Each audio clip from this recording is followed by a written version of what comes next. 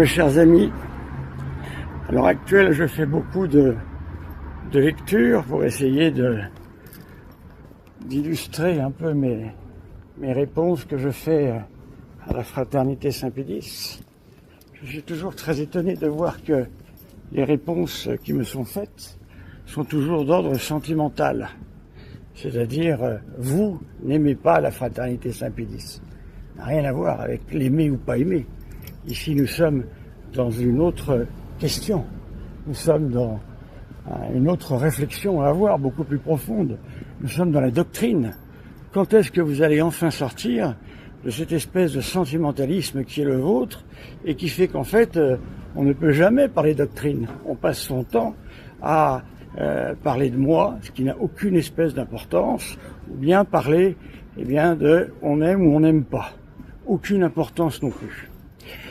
Je voudrais faire remarquer un certain nombre de choses. Tout d'abord, des choses qui devraient être normalement de base. Les gens, généralement les prêtres traditionnalistes, ou même tout à fait traditionnels, recommandent, à juste titre d'ailleurs, la communion sur les lèvres. Je peux tout à fait comprendre ça. Moi-même, je le recommande.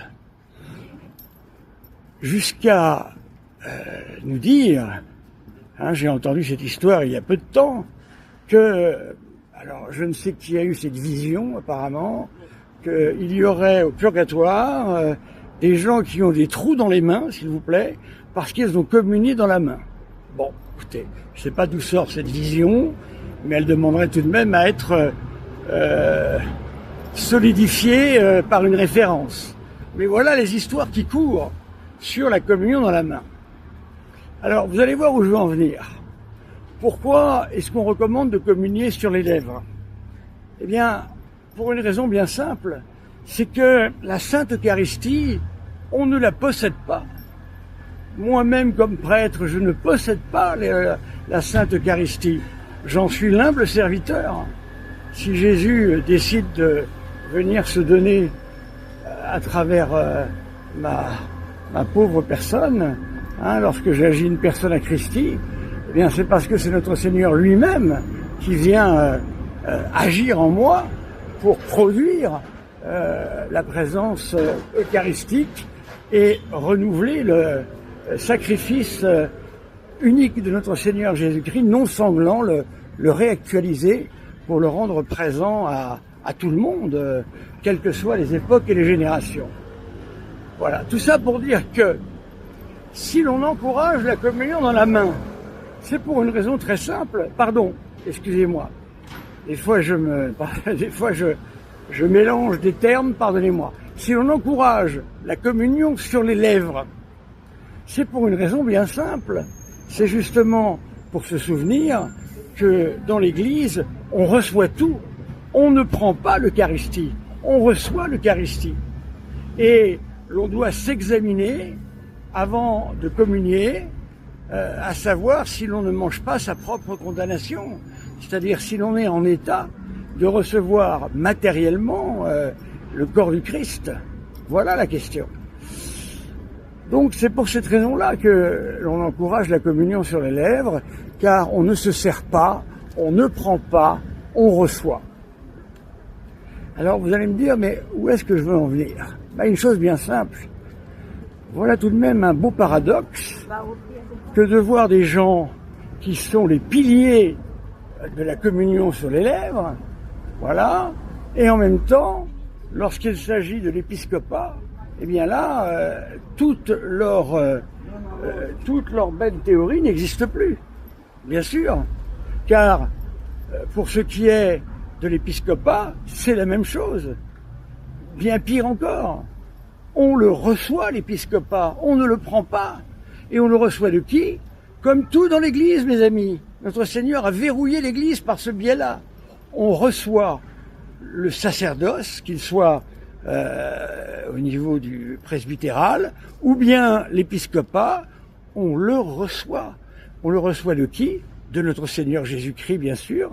C'est une conformité au Christ, mais surtout, et encore plutôt, on le reçoit de manière hiérarchique, par le vicaire du Christ, c'est-à-dire Saint Pierre. Et c'est pour cette raison que c'est bel et bien le pape qui doit appeler les évêques, car on ne peut pas instrumentaliser l'épiscopat. L'épiscopat, ce n'est pas simplement fait, comme je l'entends des gens de la fraternité Saint-Pédis, pour ordonner des prêtres. On ne peut pas matérialiser, on ne peut pas faire sien une espèce de privatisation de l'épiscopat qui n'est pas reçue par le Seigneur, qui n'est pas donnée par l'intermédiaire de Saint-Pierre, mais que l'on prend de force. Pourquoi ? Pour asseoir et assurer la continuité de sa communauté religieuse. Mais vous êtes les seuls à faire ça. Vous êtes les seuls à faire ça. Imaginons que la fraternité Saint-Pierre se permette de faire ça. Mais ça n'a aucun sens, voyez-vous. Donc, je voulais souligner ici le côté totalement inadéquat et le côté totalement contradictoire entre cette volonté, encore une fois, à laquelle j'adhère, de demander aux gens de communier sur les lèvres, parce qu'il est effectivement très important aujourd'hui de rappeler que l'Eucharistie ne se prend pas et que tout catholique vit d'abord des dons de Dieu, qui ne se prennent pas, mais qui se reçoivent. Mais si en même temps que vous enseignez ça à vos fidèles, vous leur enseignez qu'il faut, que l'on peut matérialiser l'épiscopat et que l'on peut en même temps s'en servir, parce que la fraternité Saint-Pédis, c'est véritablement la réalité majeure de l'Église, si j'ai bien compris. J'ai bien compris, si vous expliquez les choses réellement, que l'Église c'est vous en fin de compte, si j'ai bien compris. Voilà. Donc la fraternité Saint-Pédis est tellement importante, voyez-vous, elle n'est pas, elle est essentielle apparemment, elle n'est pas contingente, elle est nécessaire, si j'ai bien compris. Voilà. Eh bien, elle justifie tout, absolument tout. Donc vous comprenez que même sans aller chercher le droit canon, même sans aller chercher la théologie, ce que je ferais, la chose se comprend d'elle-même. Dans l'Église, on reçoit tout. Tout est un don. Et un don qui doit passer par la hiérarchie. Et la hiérarchie, ici en l'occurrence, c'est Saint-Pierre. C'est le pape et ses successeurs. Comment peut-on se servir de l'épiscopat sans passer par le vicaire du Christ ? Eh bien, vous comprendrez que là, il y a une confusion majeure par cette désignation d'évêque faite par la fraternité Saint-Pédis d'elle-même, contre le vicaire du Christ, refusant l'intervention même du vicaire du Christ, on se sert. Alors je ne comprends pas. Soyez cohérents, mes amis. Si vous nous reprochez à nous de laisser la communion dans la main se faire, soyez logiques. Vous ne pouvez pas nous reprocher ça et en même temps privatiser l'épiscopat, faire de l'épiscopat ce qu'il n'est pas. C'est-à-dire que l'épiscopat est d'abord un don qui passe par Saint-Pierre, car l'épiscopat est fait pour quoi ? L'épiscopat n'est pas fait d'abord pour faire du sacrement. L'épiscopat est fait pour renforcer le collège apostolique. Voilà. Et qui appelle à entrer dans le collège apostolique si ce n'est l'apôtre Saint-Pierre ? Et vous décidez que vous allez passer à côté du collège épiscopal, à côté du collège apostolique, voilà. Vous allez faire des évêques de force, donc d'une certaine manière vous forcez la porte, ce qui n'est pas sans nous rappeler la fameuse parabole du bon pasteur. Ceux qui passent par-dessus la porte sont des voleurs, nous dit la parabole. Eh bien, je pense qu'elle décrit à peu près parfaitement votre attitude. Vous n'entrez pas par la porte des brebis, qui est la porte du Christ, et qui est cette porte qui passe par Saint-Pierre, ne vous en déplaise. Mais non, vous forcez la porte. Vous y allez au pied de biche, en quelque sorte, pour obtenir ce que vous voulez de force, c'est-à-dire de quoi maintenir votre fraternité Saint-Pédis qui, en fin de compte, est l'Église pour vous. Voilà, faut bien comprendre les choses. Donc vous comprenez qu'il y a ici quelque chose qui ne convient pas du tout, qui ne va pas, et qui est en sens contraire total de la nature même de l'Église.